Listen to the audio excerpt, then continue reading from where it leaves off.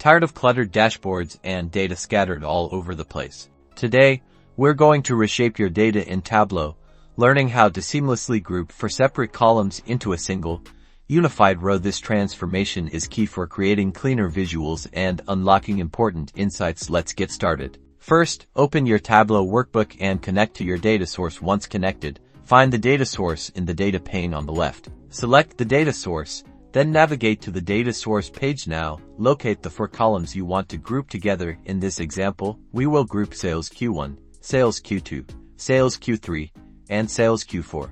Click and drag your cursor to highlight all four sales columns. These are the columns we want to combine into a single row.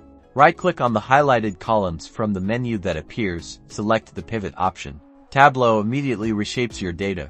You'll see new columns, pivot field names and pivot field values. Pivot field names will hold the original column names and pivot field values will contain the data from the four original columns. Now, go to a new worksheet and drag and drop the pivot field names to the column shelf and pivot field values to the row shelf. There you go, you've successfully grouped your four columns, creating a simple, yet powerful view. Now you can create various visualizations such as a bar chart that clearly shows sales across all quarters. You've reshaped, consolidated, and are ready to explore your data.